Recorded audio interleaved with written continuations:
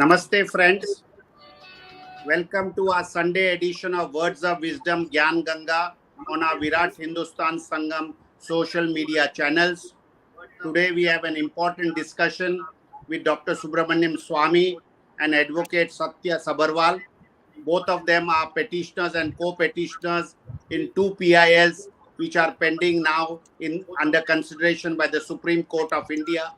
So the next 1 hour we will be discussing these two PILs filed by Dr. Swamy and Satya Sabarwal in the Supreme Court of India. The first PIL is regarding deleting the words secularism and socialism from the preamble of the Constitution, which was introduced during the days of the emergency by Srimati Indira Gandhi and which was not there as given by the founding fathers of the Constitution in 1949-50, effectively from 26 January 1950. So Dr. Swamy has filed this petition for the removal of these words, socialism and secularism, from the preamble. This other petition, PIL, which is pending is that which now Supreme Court has issued notice to the government of India and has asked them to reply within 2 weeks, is the challenge to the Places of Worship Act 1991, where Dr. Swamy has pressed for liberating the Gyanvapi Kashi Vishwanath Mandir and the Krishna Janmabhoomi Mathura temple from the ambit of the said act, as that original act had excluded Ram Mandir Ayodhya temple. So the next 1 hour we will be discussing the importance of these two PILs and its implications. I have to thank our technical team led by Ashish Shetty, Ishwar Iyer, Tejas Navalgul, Ajesh Nair, Rakesh Gadgi, Swaminathan and Vishal Mehta for their regular inputs for putting this program together. I also have to thank our viewers across the globe for their patronage, and more than 120 countries our program is watched on every Sunday. I have to thank my co-host Professor Arvind Chaturvedi from Delhi and Sri Ramesh Swamy for co-hosting this program every Sunday. We thank you all, and it is over to Dr. Subramaniam Swamy and Advocate Satya Sabarwal, and I thank both of them so that our viewers can know the legal implications of this 2PIL and what it means to India. Over to Dr. Swamy. Thank you. Thank you, Jagdish. One of the greatest anomalies since 1947 has been that of all the religious groups we have in India, the Hindu, which is the Hindu group, which is about 82%, including our associate religions recognized as part of Hinduism by the Constitution of India. And that is about 82%, as I said. They are the only religious group in India who are subject to government control of their religious institutions. So the temples, for example, come under government control. What is the legal limits to which government can control a temple has been decided in 2014 when the Sabhanayaka judgment was given in my petition, when Karunanidhi's government had taken over the Nataraj temple, which is also known as the Sabhanayaka Nataraj temple in the town of Chinnabram, and took it as part of his government for administering it. And then I had gone to court at the request of Swami Dayanand Saraswati and got success. We got a judgment which has laid down certain fundamental rules which all governments have to obey, but they are not obeying today. Is there any Muslim religious institution which the government has taken over? No. Is there any Christian? Now, see, the Christian churches were given land for 99 years, and that has elapsed 10 years ago. And they are living on land without a formal right to it. But no one has any guts to send them a notice. But for temples, there are probably 4 lakh temples which have been taken over by different state governments. Center can also take over, but the central has not taken it over. But this seems to be a kind of a malady, because even BJP government in Uttarakhand took over all the temples, including Badrinath, Kedarnath, so on. So what we are trying to do, both Satya and myself, and also Vishesh Kanodia, who couldn't make it to this program, otherwise we would have had him on this program also, another very bright youngster like Satya.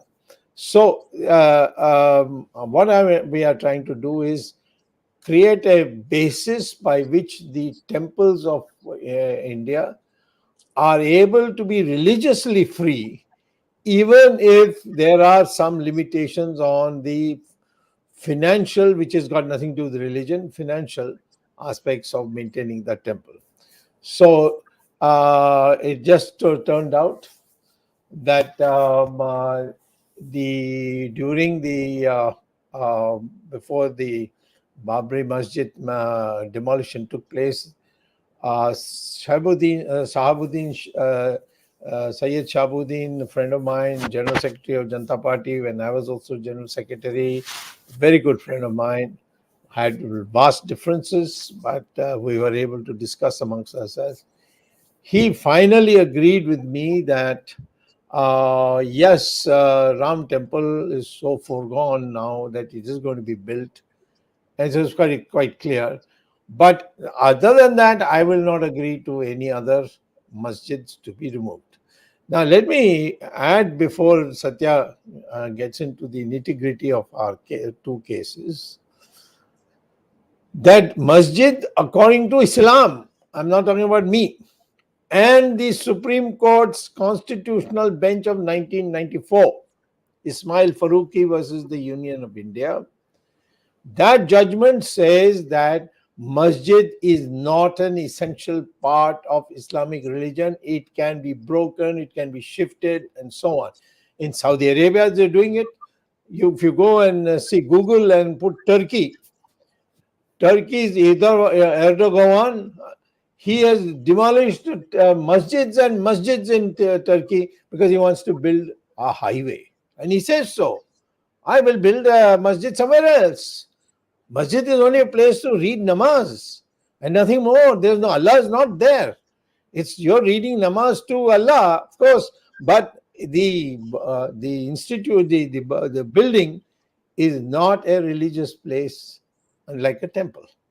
So, but in our country, we have no rules, no regulations on the maintenance of temples and churches.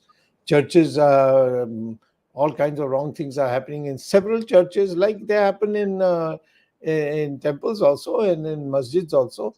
But in the case of the temples, the government immediately moves in. It's almost as if they want to control it. In places like Tamil Nadu, the DMK, which doesn't believe in religion, this DMK is taken over the maximum number of temples, and they are looting its money, and so on and so forth. So we decided that we will set some further landmarks by which temples cannot be taken over easily by the government. Government has the power if the financial, non-religious part of the temple is not in accordance with the laws of the country. Then the government can come in only for that purpose, rectify it, and then leave. That's the order and decision of the Sabanagar temple case of 2014, Subramaniam Swamy versus the state of Tamil Nadu, which is a landmark, which has to be now implemented all over the country. But it's not being implemented because there's nobody to take it forward. So, in that context, we are now in a position where we are going to be discussing the temple takeover or the block that is being put in.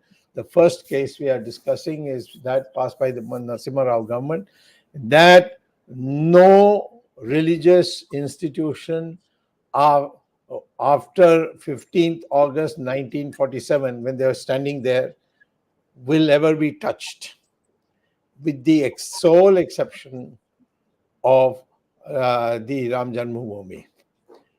He made the law made an exception. Places of Worship Act 1991 has a provision that Ram Janmabhoomi, Babri Masjid situation, there can be a change, but except that, no other religious institutions, masjid, church, temple will be can be demolished. We have challenged that, not so much as to say, no, you can't do that. What we are saying is, yes, you have made an exception, and Satya will now give you the details about it. You made an exception for Ram Mandir, but you have to make two more exceptions. One is the Kashi Vishwanath Gyanvyapi Shiva temple, which is Jyotirling was put there by Shiva himself, and the other is the Krishna Janmabhoomi in Mathura. Why?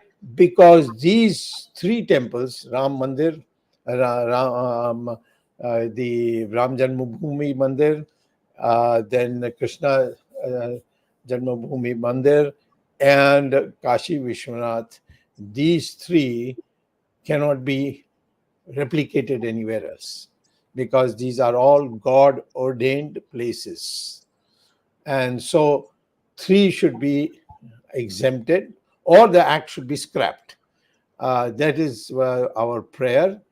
And so at that point, I'll stop, and as far as this is concerned, and then hand it over to Satya soon, after telling you the other petition of ours, which is coming in for hearing on the 23rd of this month, is that the preamble of the Indian Constitution, Indira Gandhi, in the emergency when all of us were either in jail or people like me in abroad or underground and so on, that kind of thing, when we were not in a position to challenge her or vote against her or put our point of view, she got a law passed saying that the preamble of the Constitution, see, the Constitution has two parts, preamble and the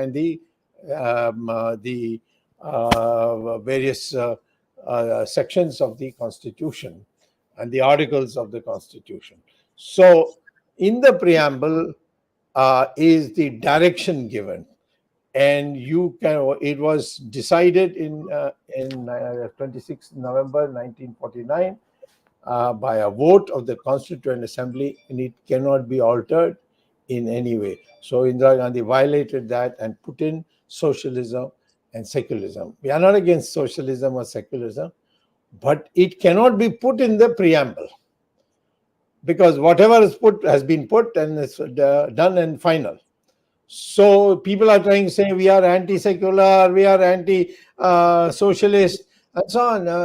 That's not the consideration. Of course, I think socialism has failed all over the world. It's a bloody disgrace for any party to talk about socialism today. Secondly, secularism is so vague, we don't know what it means and so on. All that I can say when this debate is not on that issue. The issue is that in the preamble, nothing new can be added or subtracted.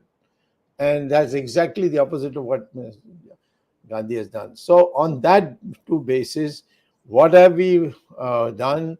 where is the matter standing, how far it will go, and do we think we'll be successful?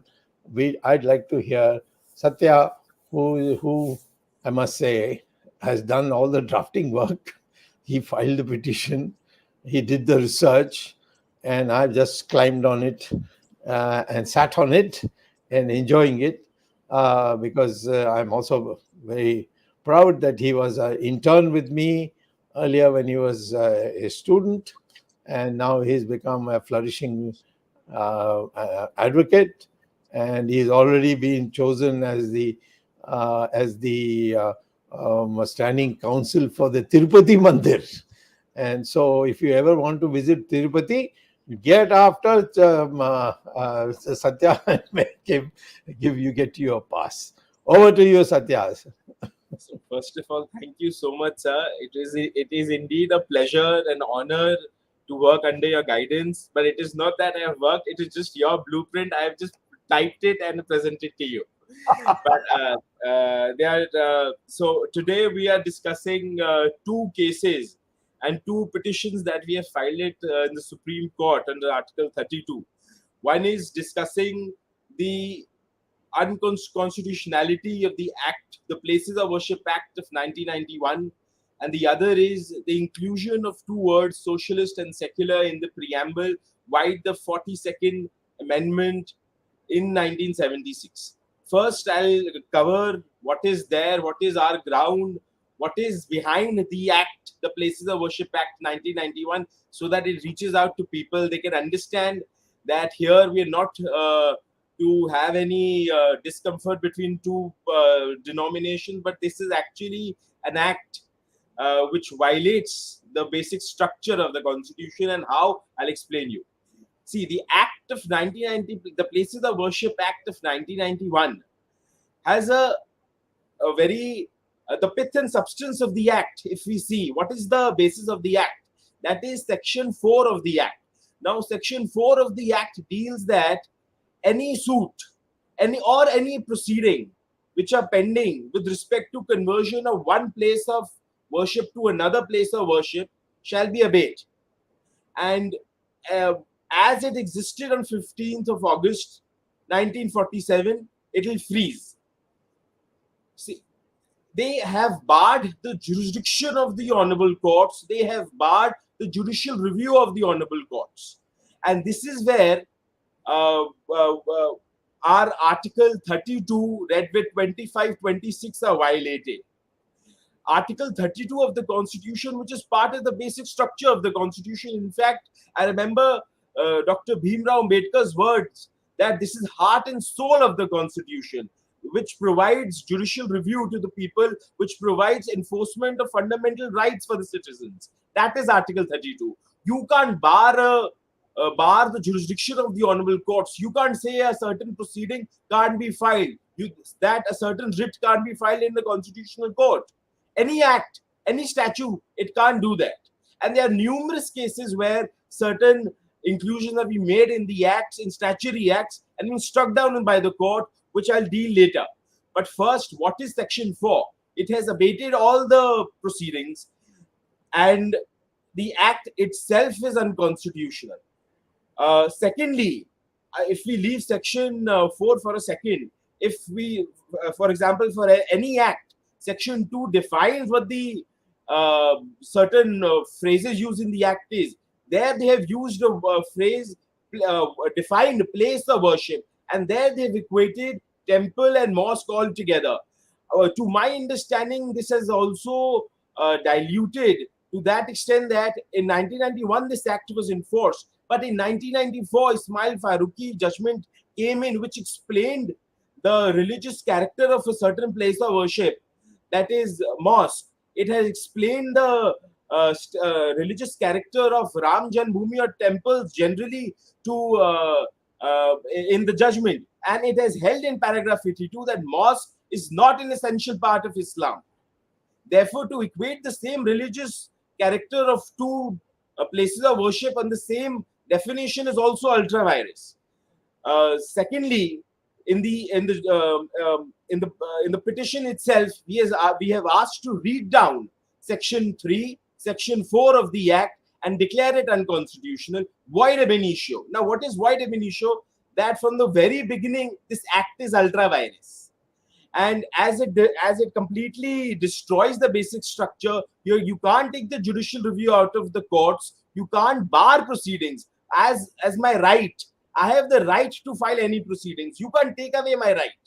My right to sue is always there. You can't take away. There are numerous judgments of the trial court as well as the Supreme Court, which has dealt with this question in great detail. So therefore, my point is that taking away the basic structure why this act itself is violating the basic structure of the Constitution. Secondly, it is also very surprising for us to see that 1991 this act was passed, and on 6th December 1992 Ram Janmabhoomi and Babri Masjid incident took place. And it is very surprising to see there is no mention of the Places of Worship Act violation in Ram Janmabhoomi FIRs, which was registered, later quashed by the Supreme Court. So the particular act is very diluted. Thirdly, what we have to see is that what is the intent of the legislature when they make this law? What is the pith and substance of the judgment? What is this act actually trying to do? This act, in fact, if we see, is an act of culpable legislation, I will call that. If you can't do something directly, you do something you can't even do that indirectly. You see the pith and substance of the act. What is the act doing here? By barring the jurisdiction of the honorable courts, by barring the judicial review, you are in fact freezing. You're freezing a certain place of worship that no other proceeding can, with respect to conversion of one place of worship to another, can take place. This is violative of my Article 25 of the Constitution. I have a right to pray in a certain place of worship which is significant to my religion, which is extremely significant in its character. I will say that where Jyotirlinga is there are only 12 of them. So it has a certain stature, it has a certain significance. I have the right to go there and pray. Similarly, where Ram is born, it has a certain significance. Where Krishna is born, it has a certain significance. So therefore, this particular aspect is very well recognized in the Act. If we see, there is an exception to it. If you read Section 5, it has recognized that there are certain disputes which are exempted. All the petitioners here are saying that you extend that to two more places of worship which are significant. I'm not saying you open a Pandora's box of 40,000 more temples which were destroyed. Certainly that will make a certain chaos, but certain riders can be put by the court that, if this is of a certain significance, then you have a right to approach court, and the court will definitely get into the legality of the issue and decide on merit. Whether my faith tells me that Ram was born, my faith tells me that Krishna was born, it has to get into that. If my faith tells me, and the precise faith is also which is enshrined in the preamble. I will read from the preamble that it secures liberty of thought, expression, belief, faith, and worship. The preamble itself says it has to secure my belief, my faith, and my right to worship. And very much, which is also enshrined in the Fundamental Rights, Article 25, 26, and so on. There's rights which are my religious rights, which have to be protected by the state. They have to, your court has to strike down if the state is not overturning it. Secondly, which I forgot to tell you also, that in the Ram Janmabhoomi, there is no mention of the Places of Worship Act, which itself dilutes it. And there is also no need of having a Place of Worship Act because there is already a provision in the Indian Penal Code which protects destroying of a certain place of worship. If we read Section 295 of the IPC, it has provision where a person destroys a certain place of worship, and there are riders to it also. They destroys a certain place of worship, he will be penalized. There's no need to have this act. A similar case was also adjudicated by the Supreme Court, where I remember it was Dalbir Singh versus State of Punjab, or Punjab versus Dalbir Singh, where they had held that there's already a certain provision, 302 IPC. Therefore, you don't need, they had amended the Arms Act, Section 27, where you don't need a certain provision with overlaps with a certain section which is already part of the penal code. Similarly, here there's already section 295. You don't need Places of Worship Act. So that is the crux of the matter, that you can't destroy the judicial review. You can't destroy the powers of the court. There's a separation of powers. No law can come in which destroys the basic principles on which the Constitution is standing, the basic structure of the Constitution. It is heart and soul of the Constitution, in Dr. Bhimrao Ambedkar's words. So it's an act of caliber legislation, and I'm confident about my arguments adopted by Dr. Swami. It will be read down, and it will be read down with these riders that certainly court also has to see. They can't get into other. They can't get into a Pandora's box of allowing you to go into more temples, but certainly they will get into certain riders be set. Now, the second petition that we have filed is to take two words from the preamble.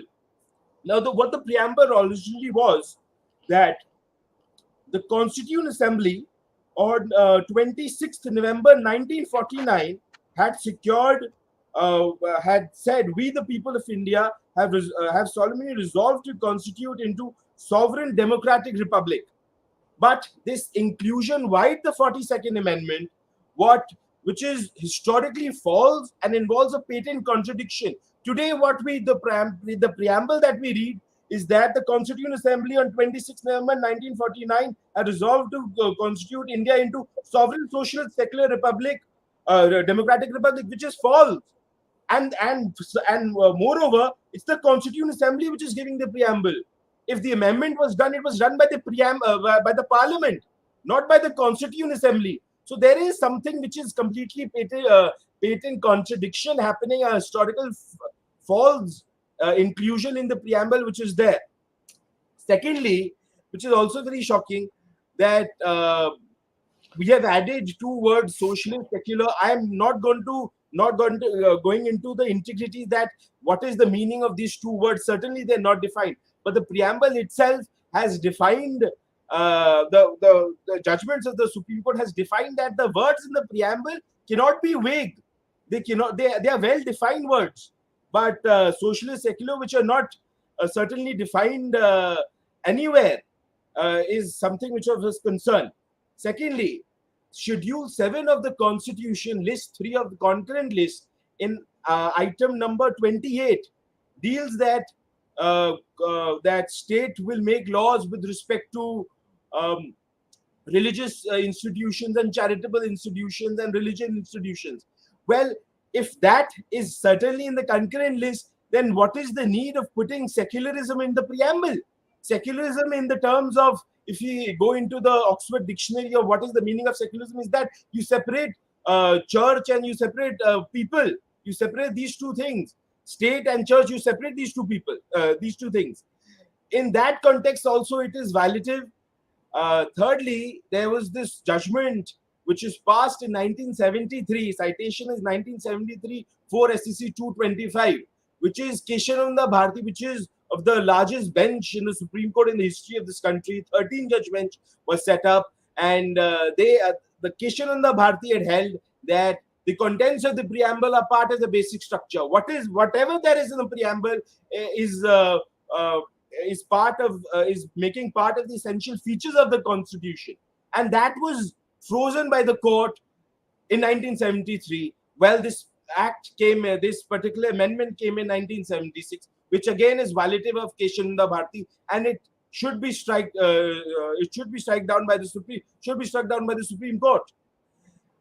Thirdly, there's also one more act where, for example, any political party, if it has to be registered, it has to go through Representation of the People's Act 1951. Well, this act in section 29A, 29A5 deals that you have to show allegiance when you have an affidavit and an application. You have to show that you have allegiance to socialist and secularism. Well, this is also why this particular amendment should be strike down, because again, this is very much against the basic features what the Constitution itself stands on. And this was the reason why Dr. Bhimrao Ambedkar on 15/11/1948 in the Constituent Assembly debates had dealt that, and I'll read from the debates itself. What should be the policy? This is Dr. Bhimrao Ambedkar saying. What should be the policy? What should be the policy of the state? How the society should be organized in its social and economic side are matters which must be decided by the people themselves according to time and circumstances. It can't be laid down in the Constitution itself, because that is destroying the democracy altogether. If you state in Constitution that a social organization of state shall take a particular form, you are in judgment taking away the liberty of the people, and you have to give it to the people to decide. So again, Satya, that's a very important point that you mentioned, what Dr. Ambedkar said. Can you paraphrase that in Hindi also? So for a lot of requests are coming. That yes, just you said about what Ambedkar said. It's so crucial. yes, That where he said that it's up to them. Yeah, I'll repeat it again. This is In volume Hindi. In Hindi. Just paraphrase it in Hindi. Okay. So इसमें जो doctor Bhimrao Ambedkar प्रस्तुत करना चाह रहे हैं, कहना चाह रहे हैं, वो ये है कि आप जो ये सोशलिज्म और सेक्युलरिज्म दो शब्द हैं, ये एक आइडियोलॉजी है, ये एक पॉलिटिकल स्टेटमेंट्स हैं, ये एक पॉलिसी का, एक स्टेट का पॉलिसी है जो आपको लोगों को पे ही छोड़ देना चाहिए. आपको अपने ऊपर या तो एक प्रिएम्बल के ऊपर नहीं लगाना चाहिए, आपको लोगों पे छोड़ देना चाहिए, गवर्नमेंट पे छोड़ देना चाहिए. उस टाइम पे वो पॉलिसी होगी तो वो उसको एग्जीक्यूट करेंगे, बट उसको प्रिएम्बल में डालना उनको सही नहीं लगा, इसीलिए उन्होंने कॉन्स्टिट्यूशन असेंबली में बोला कि ये चीज गलत है. और हम क्या 70 साल बाद 80 साल बाद क्या होगा वो हम उन लोगों पे छोड़ना चाहते हैं.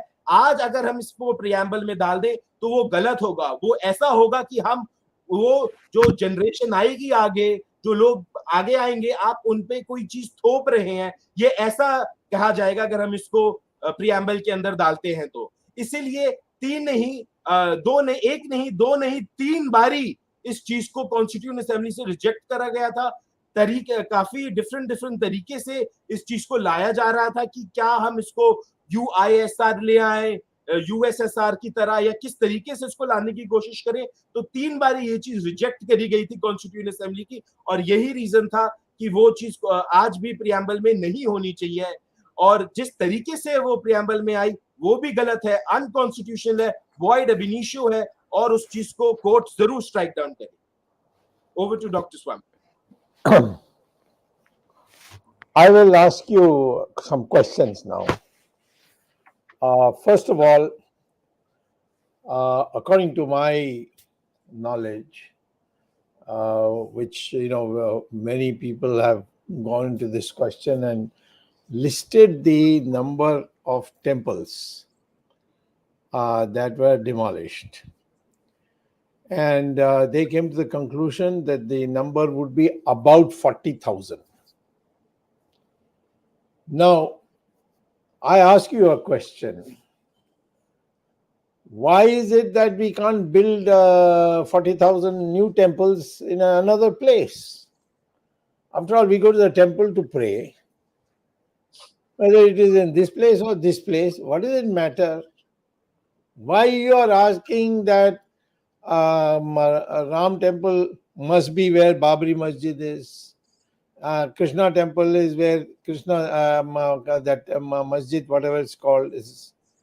And same thing with the Kashi Vishwanath temple. What is it? What is the difficulty? All right, at that time the Mughals were ruling, and they imposed this on us. Now we are in power. Well, we'll rebuild the temple. Why must we demolish a temple or remove that temple? Why we should demolish a masjid and remove it and send it away? I think of course, by the way, let me also add, in Goa, many of the temples were destroyed by building churches. So it's not only the Islamic forces which did it. So we we in our petition are making a distinction. Yes. 3 को छोड़ दो, फिर बाकी सब ठीक, हम दूसरी जगह में बना लेंगे। अब उसको नहीं मानोगे तो फिर हम कहते हैं पूरा ही हटा दो। वह क्यों 3?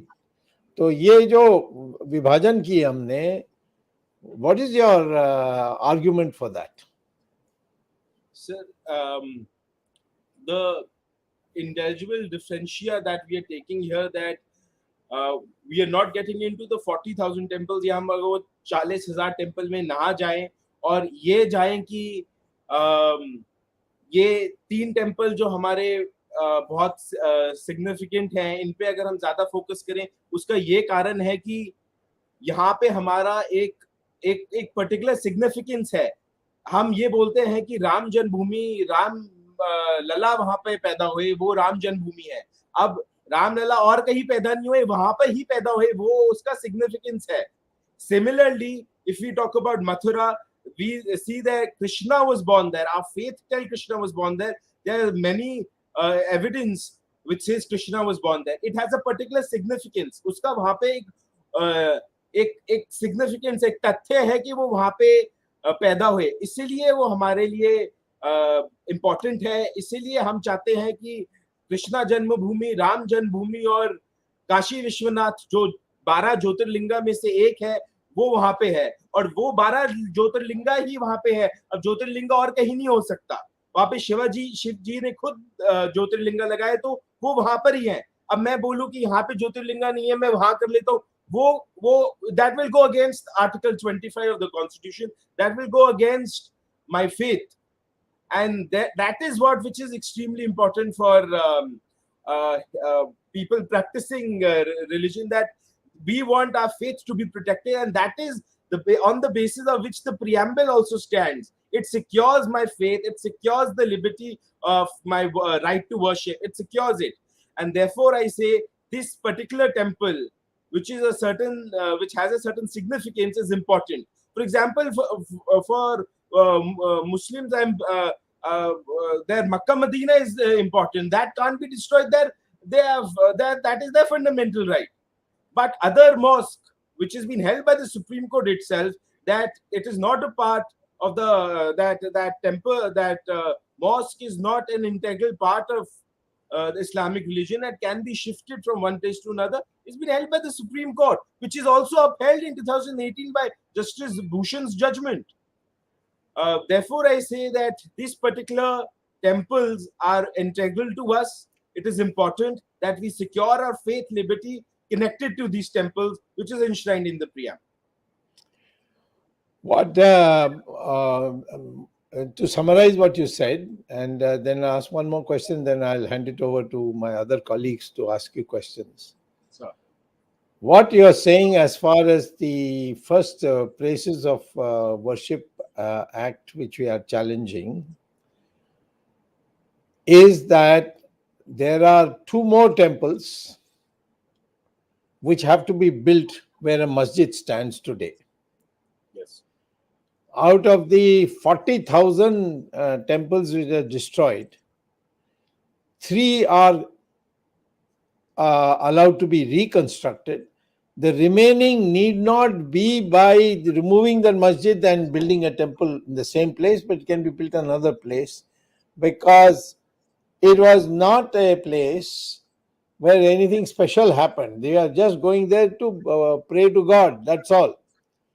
Whereas here we are going to pray to the birthplace or the Jyotirling place which the gods have imposed. So I understand that this is what you're saying, and it makes perfect sense. And I think the Muslim community should immediately accept it, that out of the 40,000 temples that were forcibly, they were not by democratic vote decided, when the Mughals decided to demolish it. They use force, they kill people.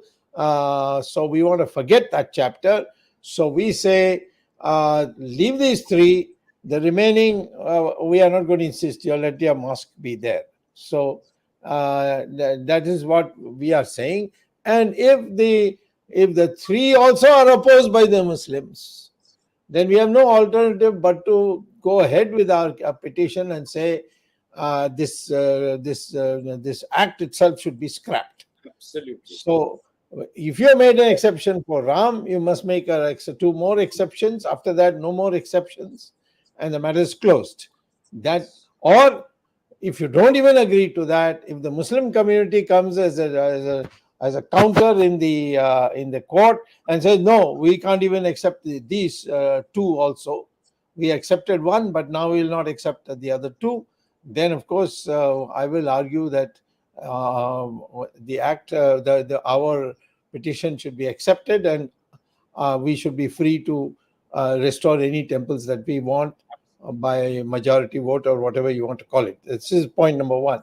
Point number two is, you are saying that you have nothing against socialism and secularism, but you cannot introduce it in the preamble because this was raised, Ambedkar rejected it, then it was put to vote and they lost the vote also. And now you suddenly come and say that I'm going to put it in the preamble, which cannot be amended at all. It is part of the basic structure, as you said. So ये मूलभूत जो ढांचा है उसको छेड़ नहीं सकते हो. उसमें ये जो this preamble is there, जो शुरू में जो अपनी लक्ष्य को या अपने सिद्धांत को प्रस्तुत करती है, उसको हम छेड़ नहीं सकते. और आप छेड़ोगे तो फिर तो कहीं भी रुकने के लिए सवाल नहीं होगी और हमारी सारी जो संविधान है उसकी सारी अर्थ खत्म हो जाएगी. यही आप कहना था, मैं ऐसा समझता हूँ. अब any more questions, any other questions the others want to ask? Yes, sir. There are Jagdish ji, you unmute yourself. You ask a question. I have some lot of viewer questions also. You finish your question, then I'll go to the viewer question. No, there are some viewer questions, and this is a joint question to Dr. Swami on one angle, and also Satya on the legal angle, and Dr. Swami on the political angle. Some of the viewers want to know that in both these petition, because it's a writ petition, I understand, the government is the party, the government of India, the Union of India is the respondent. So would the Union of India not have to take a stand and file an affidavit? So I want to understand from Satya, the court procedure, how is this procedure? How does the government respond to these petitions of Dr. Swami and yours? And I asked the same question to Dr. Swami. How you think politically the government of India will field this affidavit or file this affidavit? First, perhaps Satya can enlighten us what is the respondents and how will what they will have to do, and then Dr. Swami can take the political angle. I will certainly say, sir, this is a very well-framed question on the legal aspect and on the political aspect. But certainly, sir, our notice was issued on 27th June 2021 in the Places of Worship Act. And duly, we had filed our process fees, and it was served on the union. Our two respondents, which is Ministry of Law and another union is a party, where we served it to them within limitation. Subsequently, there were some other petitions also. And on the last date of hearing, I remember Chief Justice of India, he had raised this question as if any affidavit is filed or if union is filing any affidavit. And 2 weeks time to file the affidavit was given to union, that please you furnish your stand and please clarify, file an affidavit to the Dr. Swami's petition and on to other petitions also. So that is the legality of it. That is the law. You're given due time to file the affidavit, any petition for that matter. Maybe you can file a affidavit saying we are supporting the petition. There's no ground which we are against. We are supporting the petitioner. It's non-contested. It is passed. Court passes it. But in this case, there are other interventions also in places of worship which are filed, and notice has been issued on that. The court can also file. Union will also file affidavits to all the interventions. Maybe they can also file a common affidavit. So that is on the places of worship. On the other petition, notice is still to be issued, but as Dr. Swami had filed it, it was widely reported in the news. There's one more petition which is filed, which is which is which talks about that the prayer of the petitioners in social and secular should not be accepted by the court, and to that court will hear on 23rd of this month and will pass appropriate orders. But still, notice is yet to be issued. But on the places of worship, notice has been issued, and a union has to file in 2 weeks. Well, let me say, you asked what is going to be the political authorities' view on our petition. Of course, the Union of India, as it's called, that is the government of Narendra Modi, is represented in court by the additional solicitor, the Solicitor General, Mr. Tushar Mehta, who was present in the court. He has taken notice. Now he has to file a reply. I am a little puzzled by two things. In the Ram Setu matter, the decision to adopt the Setu Samudram ship channel project was by the Vajpayee government, which meant cutting the Ram Setu and allowing the water from Park Strait to come into the Gulf of Mannar, and so that ships can go through and between India and Sri Lanka. There was an uproar in the country, and no one from the, I wasn't in BJP that time, I was the president of the Janata Party. No one from the BJP took a stand, because they all had voted for it to break Ram Setu, so to build the Setu Samudram project to please their ally DMK. DMK was their ally, so they wanted to please it. Without DMK, a government would have followed. Now, finally, Ashok Singhal of the Hindu Parishad came to my house and he said, "Haath jod kar kehta hu ki aap isko bachao." So that is how I got into Ram Setu, and I fought it in the courts, won it, and the Setu Samudram project was cancelled. And then by the time our government also came to power, and the shipping minister became Nitin Gadkari, and he made an announcement, Ram Setu will not be touched. But now the second thing which I have a petition on from that time, and now it's come up, is in future nobody should destroy this Ram Setu, and Ram Setu shouldn't be allowed to be also wasted away. So it should be looked after. So make it into a national heritage monument. And we have many national heritage monuments. Even where Jawaharlal Nehru met Edwina Mountbatten in Simla, that building has been now made into a national heritage monument. I don't know what kind of heritage that is, but anyway, the previous government did it.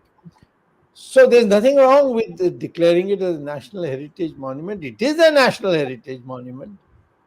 But the present government, Mr. Modi's government, is refusing to take a stand in the Supreme Court, nor tell them what our stand is. They are not replying to my petition. It's just getting an adjournment. Adjournment is getting a thing. So the question, when you ask politically, today, this act, government should have taken this as a great opportunity, said, yes, we fully support Dr. Swami. The matter would have ended there. And the court would have immediately passed the thing that, or they could have said, yeah, okay, these two also should be allowed, Krishna Janma Bhoomi and Kashi Vishwanath. And, but otherwise, the remaining will remain as same as per the act, or scrap the act, whichever. But the government of India can make our life easy in court by simply saying government supports the idea that the Kashi Vishwanath, from where the area from which Modi has got elected this time twice, and Kashi Vishwanath and Mathura, Krishna Janmabhoomi, they will not remain masjids. They will become what they were originally, but all others, 40,000 temples that were destroyed, the remaining will remain. If we want to rebuild it, we'll build in some other place, because there's no sanctity about the place. So the place can be anywhere else as long as the murti is the same. So this is how the government should go. But for some reason, we saw in Uttarakhand also, the BJP government had nationalized all the temples. And then I went to court, and then there was big halla gulla on the ground, and thereafter the government withdrew it. Otherwise, they would have lost the elections. So this is the political situation. I'm very disappointed with the foot dragging attitude and the obstructionist attitude of the present government. Dr. Swami, now we'll take a couple of questions from the viewers, actually. Yes. We have about another 10 minutes to go. When Indira Gandhi brought in this amendment to the preamble, right, it happened during an emergency. How do we prevent another of such an incident happening? Because once let's say you will win the argument in court, is there a way to prevent this by doing another 352 and saying they're just bringing it on, or is that we have to deal with it as it comes? Well, I mean, if you're in the minority, the majority can always bring it again. Okay. So I'll tell the people of India that if you want to protect the country's culture, please make sure that the party you vote is not a party which hates Hinduism. The second one, can the government just go issue an ordinance or something to say declare Mathura and Kashi and end the matter, or is that possible? Absolutely. All they have to say is that the government is taking over both these places under there are two, three sections, I think, in the constitutions. 300A. Yeah, 300A. That's right. The government can take it over and declare that we are rebuilding what it was originally. And I'm saying that if you can think of something for other religions where the Hindus or the Buddhists or the Jains have demolished, or the Sikhs have demolished, you please tell us. But as far as these, particularly these two temples, I think government should be coming forward, not have persons like me go to the court and take the time of the court to do what is in our manifesto. And just adding on to that, government can have two things. One, they can take over directly the temple. Second, they can also amend the places of worship and say we are adding two more exceptions to it, and then leave the ball in the court's court that you educate the matter, go on merits and decide. These two things can happen. Yeah. Satya, there was one question I just popped up. Is the Waqf in the Waqf Act also a part of this religious act? Is it some way connected or not connected? So, sorry, sir, what is the question? Waqf board. Waqf board. Yeah. Is that also a part of religion, religious, or places of worship act? Is it related? Or can it be also interfered with government? Yes, actually, that is also something which is important. This was also raised by one of the petitioners, though there are multiple interventions that were filed in the court. So this was raised by one of the interveners, that the Places of Worship Act, apart from violating the Constitution, also violates the Waqf Act, because the Waqf Act has a certain procedure to which it regulates the mosques, that if it says that and which says that if that a certain mosque can't be in a certain place. Similarly, the place of worship has, in effect they freeze the dates. Therefore, it is also violative of the Waqf Act. So that was also argued, but I haven't read that argument. There are multiple interventions. They'll all be served to us. Once it is served, I'll be happy to assist in a larger point. What particular argument was raised? I'm just telling you in court that this had happened. I'll add one thing. There was a time when we regarded property as a fundamental right, but now it has been scrapped. So if there's a Waqf board which is sitting on a temple which is holy for us, Waqf board doesn't have any rights. There was a question which was being scrolled. That's why I'm answering it. We can ask the Waqf board to go to another place and maybe give them some compensation, but they don't have any such rights where somebody's fundamental rights are involved. Swami, you had a question. Go ahead. Dr. Swami, if you can throw some light on the parliament discussions which has happened on the Places of Worship Act, and you moved an amendment that was 12th September 1991. So if you can enlighten us on those discussions, it will be helpful for us. I also didn't vote. I walked out in disgust. Yes. So even though I was an extremely good friend of Narasimha Rao, and I told him that this is all very wrong. I cannot accept it. And I was not in BJP. I was president of the Janata Party at that time. I had no responsibility to carry the Hindutva movement forward, although I felt very strongly about it as a Hindu. And as far as my amendments are concerned, I was trying to moderate its thing, saying that other holy places should also be included for the exemption. And you also said if it is proven scientifically, and the same argument which you advanced today, that if it is proven scientifically that you can demolish the masjid and move on with the construction of the temples. Yeah. See, let me tell you one thing. Except for 3 places, like we have 3 places, Muslims also have 3 places: Al-Aqsa, Medina, Makkah. 3 places, they are holy. God has been there. So you can't touch those.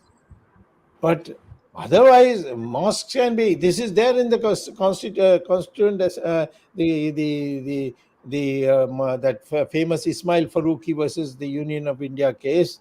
It was a constitutional bench which said masjid is not an essential part of Islam. It can be shifted. It can be demolished. It's there in black and white. Constitutional bench of the Supreme Court has said this.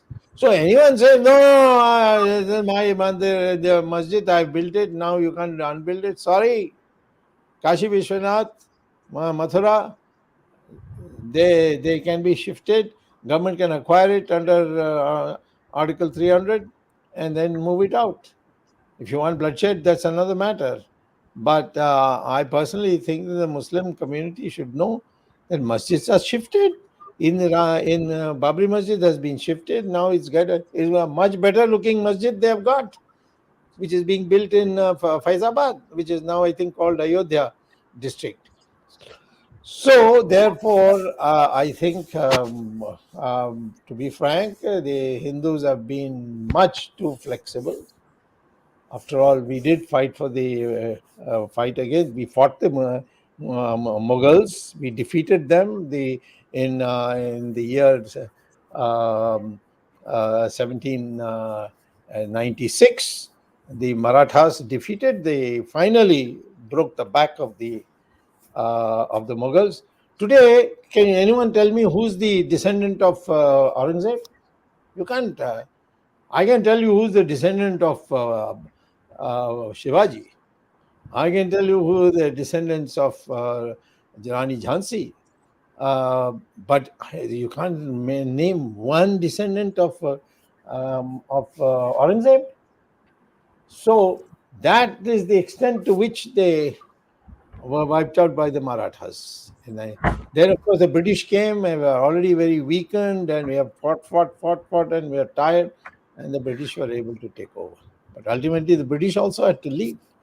So this country has always been hospitable. We have been extremely hospitable to the Zoroastrians, the Parsis as they are called, the Jews. The Jews have themselves declared in their parliament, thank you, India, the only country where the Jews could live as human beings. You know, that is the tradition. And I would like certainly the Christians and the Muslims to be a little more flexible in dealing with the atrocities of the past against the Hindus. One last question, Dr. Swami. This is kind of a No, valid I have question. I have 2-3 No, questions. Arvindji, if you don't mind, after this you can take over and surmise in Hindi and ask questions. Dr. Swami, the Waqf board is Waqf in general is not mentioned anywhere in the constitution. How come they have enormous powers over property when the Hindus don't have? Well, Satya, you have an answer to that? it's called appeasement. It's a Appeasement. disease that Indian politicians have. Arvindji, go ahead. Okay, before I summarize the program, Dr. Swami, I have some observations which I think I would like Hindi, to- please, Hindi में please. Hindi में बोलिए please. Doctor स्वामी, सबसे पहले मैं बात करना चाहूंगा secularism की, जो आपने प्रीएम्बल के, जो हमारा संविधान का प्रीएम्बल है, धर्मनिरपेक्ष सेक्युलरिज्म। धर्मनिरपेक्ष का मतलब है कि किसी भी धर्म के पक्ष में नहीं। अगर कुछ लोग इसको धर्म नहीं मानते, पंथ निरपेक्ष भी कहते हैं, तो सेकुलर देश होने का मतलब है कि हमारे जो देश के जो नागरिक हैं, अधिकांश नागरिक, वो किसी भी धर्म में विश्वास नहीं करते, किसी भी धर्म का पक्ष नहीं लेते, किसी भी धर्म के खिलाफ नहीं है। लेकिन भारत में तो ऐसा है नहीं। अगर हम ये देखें कि दूसरे जो सेकुलर देश जो अपने आप को सेकुलर कहते हैं, इस अभी जो एक पॉपुलेशन का काउंट हुआ है, गिनती हुई है, उसमें 96 कंट्रीज ऐसे हैं जो अपने आप को सेकुलर कहते हैं।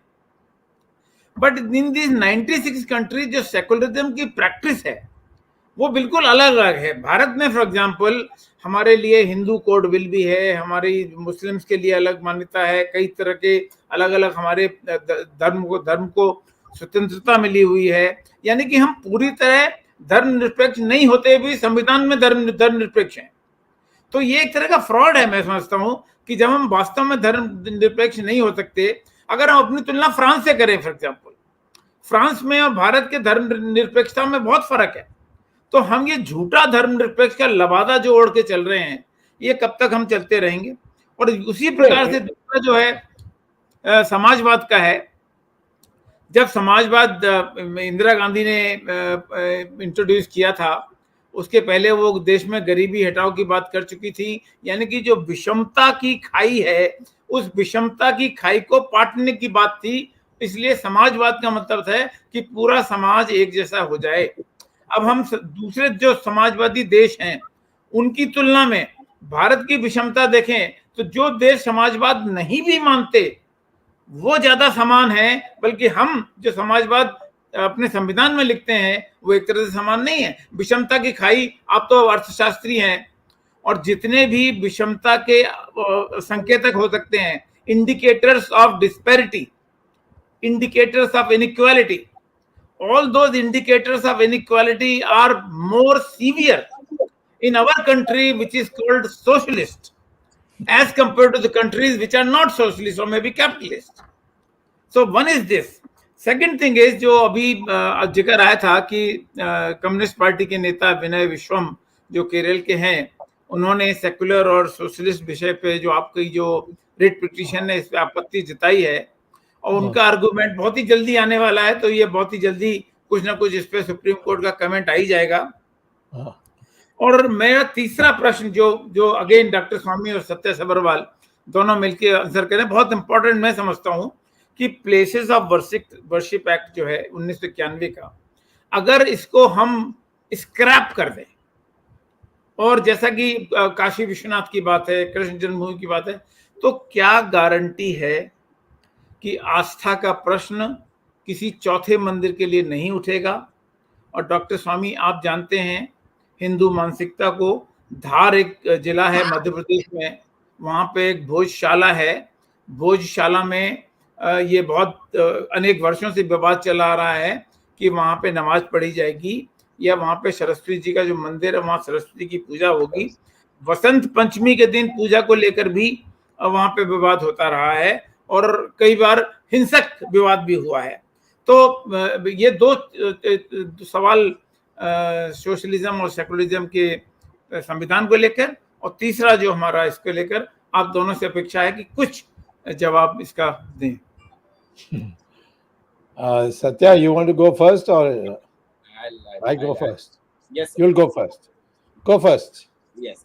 So अरविंद जी, जो सबसे पहले ये सवाल था कि एक पिटिशनर ने डॉक्टर स्वामी के पिटिशन के अगेंस्ट एक पिटिशन डाली है और उनके क्या तथ्य हो सकते हैं।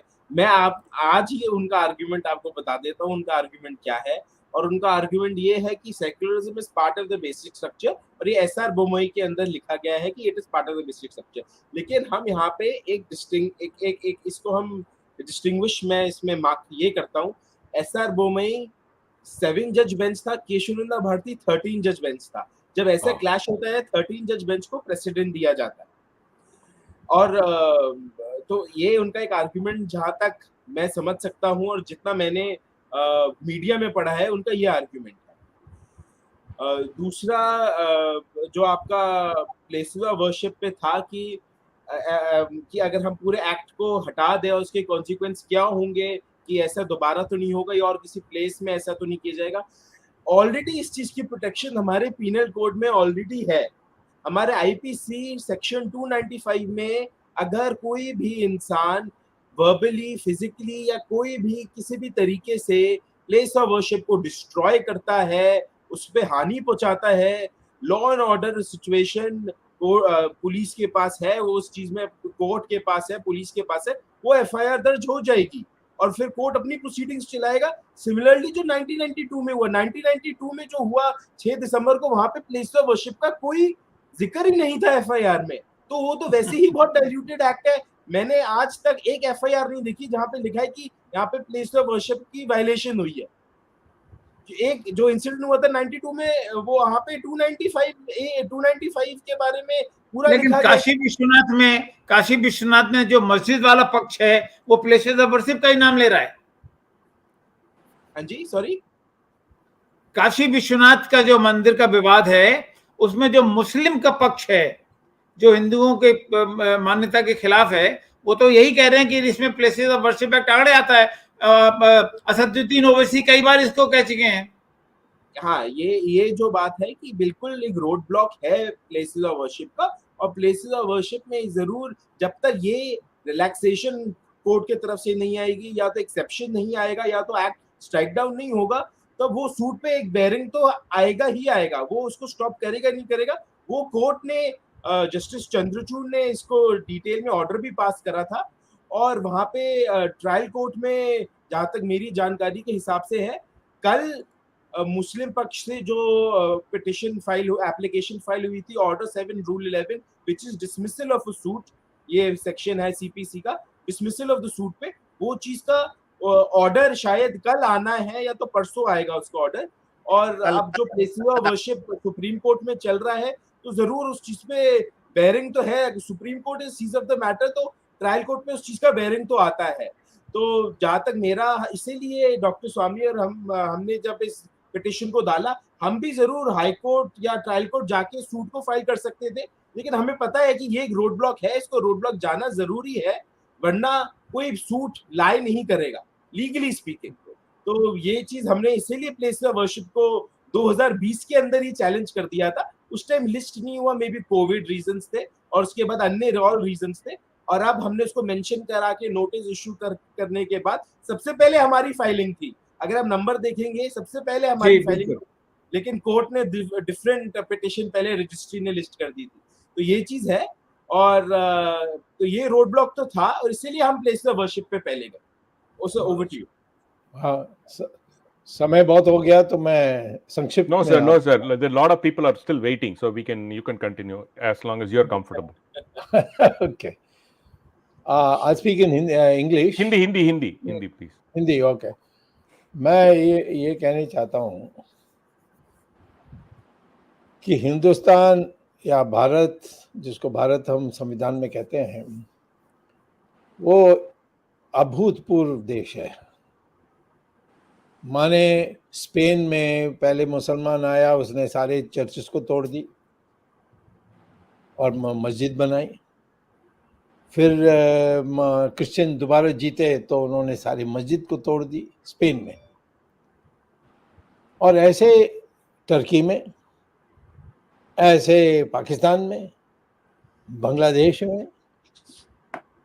परंतु हिंदू देश में जो एकमात्र है हमारी, और नेपाल भी कह सकते हो,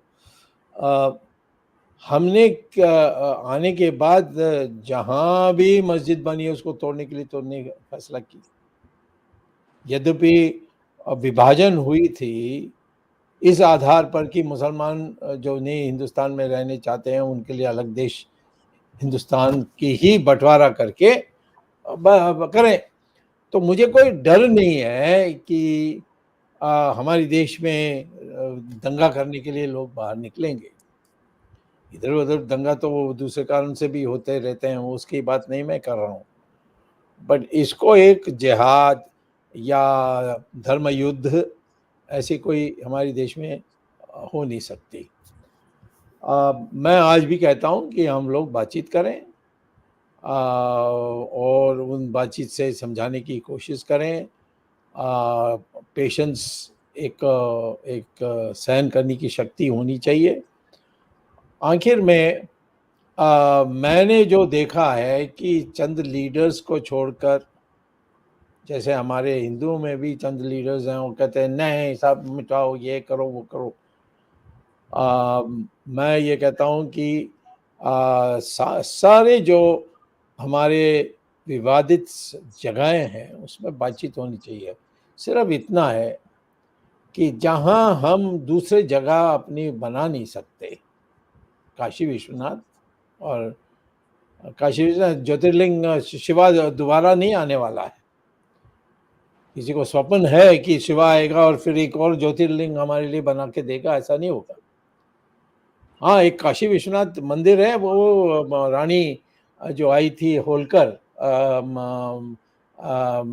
यानी इंदौर से, उन्होंने कहा कि ये बार बार इस हम बनाते हैं काशी विश्वनाथ की मंदिर और इसको बार बार तोड़ी जाती है, तो मैं अलग से एक बनाऊंगी और उसको तब तक जब तक यहाँ हम मंदिर नहीं बना सकेंगे तब तक यहाँ उस ज्योतिर्लिंग की पूजा हम करेंगे। जो भी ज्योतिर्लिंग वो सच्चा है जो चाहे नकली है उसमें मैं नहीं जा रहा। तो हमारी एडजस्टमेंट तो चलते रहेगी, बात चलते रहेगी, परंतु मैं ये भी कहूँगा कि सबको एक भावना होनी चाहिए कि इस देश में रहना है। सर्वधर्म समभाव एक ही देश में है, वो है हमारी देश में। पारसी आज भी जय जयकार हमारी करते हैं, क्यों? क्योंकि दुनिया भर में गए, मारकाट हुई उनके खुद के देश में ईरान में इतनी मारकाट हुई कि वो ईरान भी मुसलमान बन गया। लेकिन हमारे देश में हमने उनके लिए उनकी मंदिर बना के दी, उनको अपना बनाया। और जब अंग्रेज भी उनको जाते समय कहा कि भाई आपने बहुत सेवा की हमारी सिविल सर्विस में, हम आपके लिए एक रिजर्वेशन देंगे, उन्होंने कहा नहीं, हमारा 1000 साल के लिए हिंदुओं ने हमारी देखभाल की, हमें तुम्हारी जरूरत नहीं है, तुम जाओ। यहूदी भी ऐसे ही, यहाँ सब जगह में यहूदियों की मारकाट हुई है। इजराइल बनने के बाद पहला अधिवेशन में उनकी पार्लियामेंट में उन्होंने कहा कि धन्य हो भारत, एकमात्र देश दुनिया में जहां यहूदियों के साथ शोषण नहीं हुआ। तो ये परंपरा में हमारे हैं। और आज भी मैं कहता हूं कि हाँ, ये 3 के बारे एक तो हो गया है, अब उसमें भी थोड़ा जल्दबाजी हो गई और यानी वो तोड़ दिया, ये कर दिया, वो ठीक है, बट मैं कहता हूँ ये 3 में एक अर्जेंसी है। ये 3 होने के बाद फिर बाकी सब नेगोशिएशन में ही चलेगी, क्योंकि उसमें सिर्फ मूर्ति की रक्षा है। इसीलिए एक मंदिर बनेगी, बगल में बन सकती है, सब हो सकता है। तो इसीलिए इस रास्ते से हम आगे बढ़ेंगे तो मुझे नहीं लगता कि इस देश एक उदाहरण हो जाएगा दुनिया के लिए। Okay, thank you, और Dr. Arvind. Just thing, Dr. Swami, on behalf of all the viewers, they're all wishing you advanced birthday wishes. And on behalf of even on me, I'm saying advanced birthday wishes. Okay. Go Thank ahead, you. Arvindji. Yeah, thank you, Dr. Swami. These two topics are very important topic currently, and everybody's. That's why the enthusiasm that was seen in terms of it manifested in terms of the comments which we were making. And in fact, when you mentioned that the time is short, some of the viewers even said, "No, we have sufficient time. Please go on. Don't stop the program."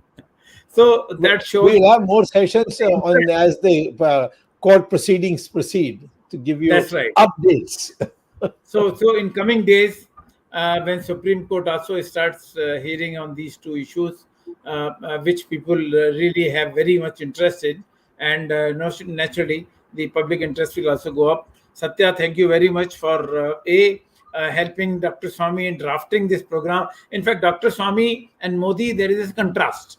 Contrast is Dr. Swami does not want to take the credit even for the work he does.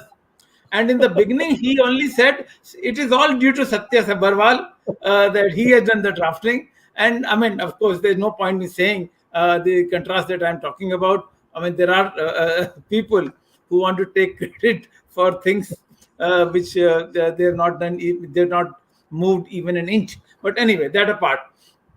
Thank you, Dr. Swami, for bringing this important issue. Because when we are talking about Krishna Janmabhoomi, or when we are talking about Kashi Vishwanath, both of them are under litigation currently, and a lot of public interest is being generated. And these two are linked with Places of Worship Act.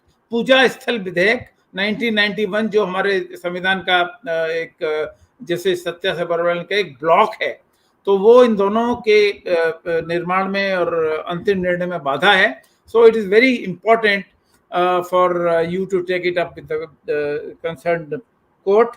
And there are many issues. Preamble, maybe there is one MP who is opposing you, but there are many supporters among the general public who think the secularism has not delivered. Socialism has not contributed to anything. In fact, I was looking at the list of the countries which call themselves socialist, and if an empirical study is done to find out whether socialism has anything to do with development, socialism has anything to do with growth, socialism has anything to do with the, let's say, increase in per capita income, nothing. And this can very easily be proved that the word socialism, by being put in the preamble of the constitution or calling ourselves socialist, we are not going to add anything. So it is not really a crown sort of which should be used. Thank you, Jagdish Shetty ji. Thank you, Ramesh Swami. Thanks the technical team led by Ashish Shetty, Gadgi Rakesh, Ishwar Iyer, Tejas Swaminathan, Vishal Mehta, Najesh Nair, without whose efforts this success of this program cannot be ensured. They are really doing, and the public support, program by program, Sunday after Sunday, is really increasing. Though Jagdish did not quote the figures for last Sunday, but I'm sure this must have crossed 1.5 lakhs, which is now become some sort of a norm, a minimum for viewership after a week. Thank you, Dr. Swami. We'll be meeting again next Sunday after your breakfast, after your birthday. We are celebrating in a very small way. We are celebrating not for the public function, but Virat Hindustan Sangam will celebrate Dr. Swami's 84th birthday on 15th September in Delhi. And 18th September, we'll also be talking about Dr. Swami's contribution to the social and economic life of the country, especially the parliamentary system. Thank you, Dr. Swami. Thank you. Next Sunday, 18th of September, we will meet again at 8 o'clock. Till then, namaskar. Jai Hind.